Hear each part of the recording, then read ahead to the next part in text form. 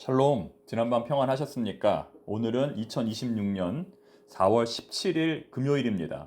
이 시간 주신 하나님의 말씀은 시편 100편 1절부터 5절까지입니다. 우리는 아니로다, 우리는 아니로다 라는 제목으로 주의 말씀 증거하겠습니다. 군대에 가면 전방을 향하여 5초간 함성을 발사하라는 시간이 있습니다. 주로 기상 후 아침 운동을 할 때 또는 훈련 도중에 그렇게 합니다. 군인들의 정신력과 집중력을 기르기 위해서입니다. 그러면 군인들은 젖먹던 힘까지 쏟아내어 커다란 함성을 지릅니다. 처음엔 그것이 어색하지만 계속 훈련을 받다 보면 자연스럽게 할 수 있습니다. 만약 지금 그렇게 하라고 한다면 할 수 있을까요? 오늘의 본문 1절에 나오는 온 땅이여 여호와께 즐거운 찬송을 부를지어다의 히브리어 동사 루아는 바로 소리치다, 외치다, 함성을 올리다라는 뜻을 가지고 있습니다. 무슨 말인가 하면 시인은 지금 이 땅의 모든 백성들에게 사람이 낼 수 있는 최고의 큰 소리로 하나님께 찬양하라고 명령하는 겁니다. 그냥 작은 소리로 읊조리는 것이 아니라 앞선 군인들이 군대에서 전방을 향해 5초간 젖먹던 힘까지 함성을 질렀던 것처럼 그렇게 하나님을 찬양하라는 겁니다. 여러분, 최근에 하나님을 찬양할 때 목소리를 높여 하나님을 찬양한 적이 언제였습니까? 어쩔 수 없이 작은 소리로 찬양한 것이 아니라 정말 목소리 높여 전심으로 하나님을 찬양한 적이 언제였습니까? 찬양은 단순한 노래나 감정 표출의 도구가 아닙니다. 찬양은 우리의 중심이 누구를 향하고 있는지 명확히 보여주는 지표입니다. 쉽게 말해서 예배 시간에 정신 바짝 차리고 하나님께 전심으로 목소리 높여 찬양하는 사람이 깨어있는 사람입니다. 예배 시간에 정신 바짝 차리고 하나님 말씀 하나도 놓치지 않기 위해 집중하는 사람이 깨어있는 사람입니다. 따라서 찬양과 예배는 우리가 궁극적으로 누구를 신뢰하는지를 드러내는 행위입니다. 누구를 섬기는지를 드러내는 행위입니다. 그렇기 때문에 예배가 우리의 삶의 방향을 결정짓는 겁니다. 그 사람의 가치관, 인격, 하나님을 향한 태도, 또 사람을 향한 시선, 이 모든 것이 예배 시간에 드러나는 겁니다. 여러분, 예배가 우리의 삶을 결정합니다. 주일날 1시간 드리는 그 예배에 최선을 다하십시오. 그 예배가 우리의 삶을 바꿀 겁니다.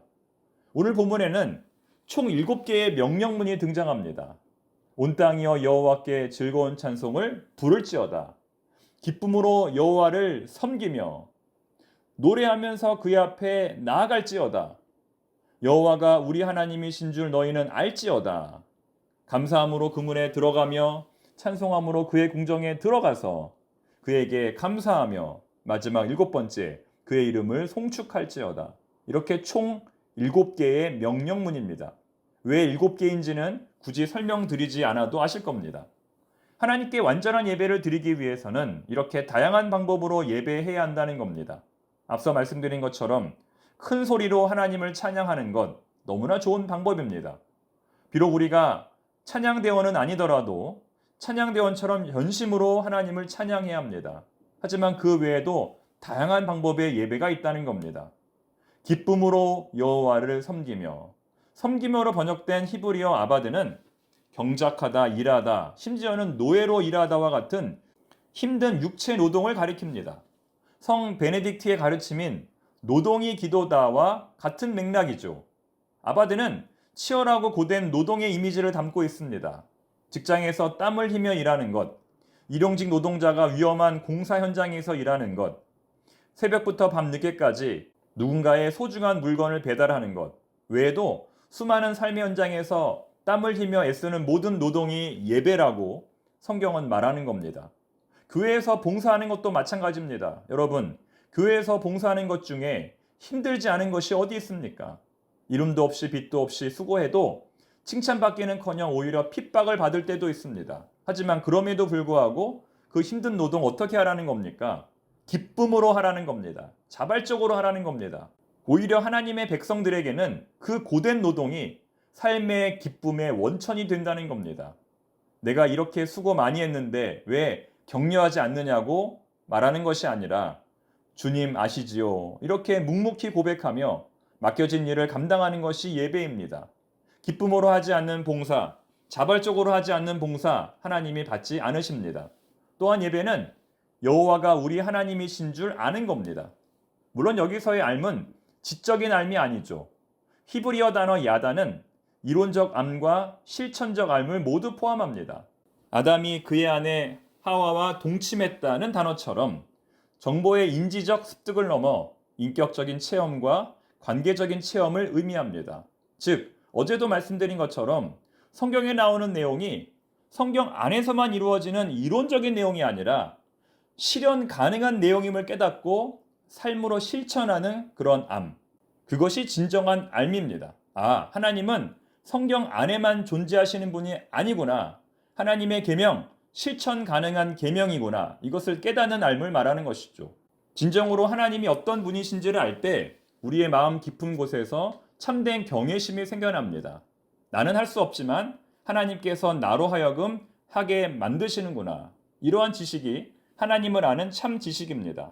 또한 우리가 부정해야 할 것이 있습니다. 그는 우리를 지으시니요 우리는 그의 것이니 그의 백성이요 그의 기르시는 양이로다.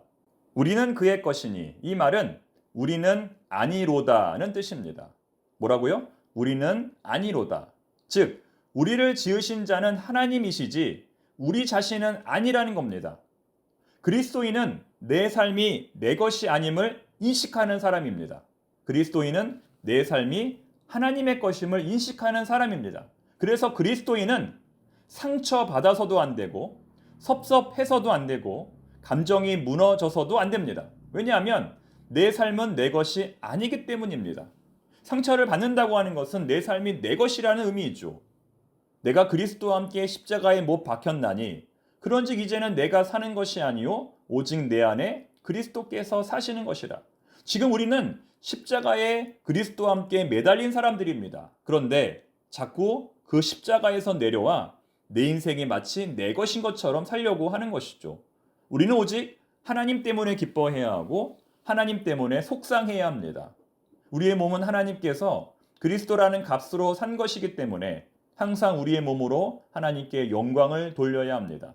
하나님께 영광을 돌리는 방법은 그분의 은혜와 사랑과 성실하심에 대해서 항상 감사하는 겁니다.